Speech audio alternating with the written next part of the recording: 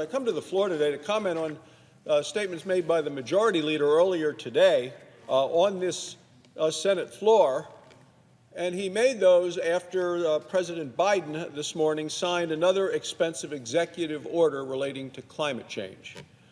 The president at the time said it was his goal of making half of all new cars emission-free in less than a decade. In practice, that means making half of all new cars electric. Well, after the president signed his executive order, the majority leader came to the floor and he talked about his own plans to give more of American taxpayer dollars to the manufacturers and purchasers of electric vehicles.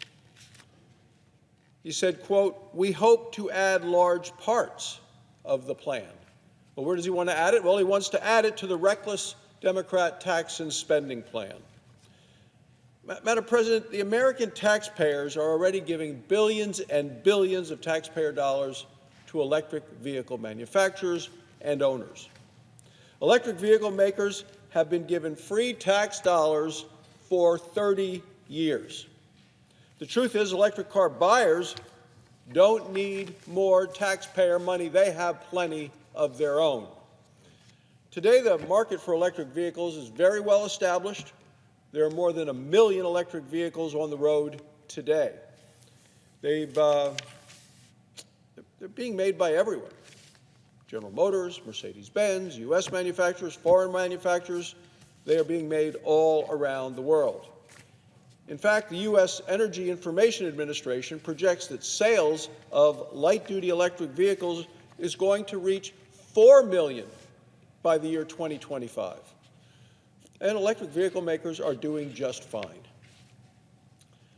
They're also receiving free money from just about every state. So who benefits from these taxpayer handouts to electric vehicle makers and users? Well, customers are usually wealthy. They don't need more money. Now, seniors on fixed income, certainly in Wyoming, are not trading in their cars for expensive electric vehicles. Middle-class families who are trying to make ends meet, who are dealing with inflation that's hitting them every day under the Biden economy, they're not going out to buy expensive new electric vehicles. Seniors and middle-class families are hurting right now because of inflation, hitting them when they buy gas, when they buy groceries, when they buy other goods. And this is all cost triggered by massive Democrat spending, including the borrowing and spending that has occurred under the last so-called coronavirus relief bill. So Democrats aren't looking out for them under the proposal. Oh, no. Nearly 80% of tax credits for electric vehicles go to households that earned at least $100,000 a year. Let me repeat that. Nearly 80% of the tax credits for electric vehicles go to households that have earned over $100,000 a year. Not to mention the fact that these drivers don't pay for the use and the abuse that occurs to the roads from them driving on the roads.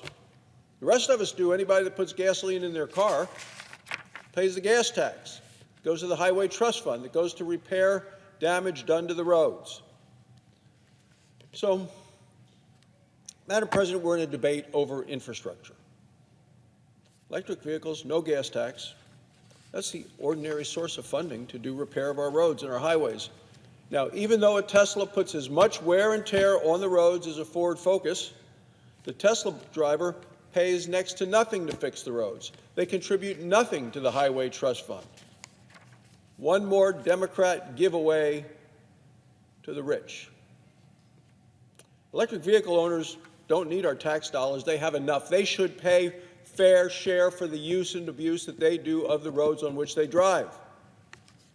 That's why I've introduced legislation. It's called the ELITE Act. It stands for End Lavish Incentives to Electric Vehicles. We need to make sure to end these incentives to electric vehicles. The bill would end the billion-dollar giveaways to electric vehicle makers. You know, according to the Manhattan Institute, my bill would actually save taxpayers $20 billion.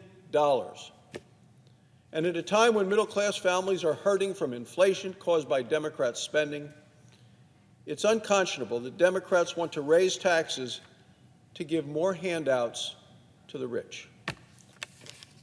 It's certainly bad economics, and it's bad news for hardworking American taxpayers. Rather than increasing the giveaways, we should be bringing them to an end. We should stop this wasteful waste of taxpayer dollars. Any waste of taxpayer dollars is wrong, and this is certainly a case where taxpayer dollars are not necessary to be spent. Thank you, Madam President. I yield the floor.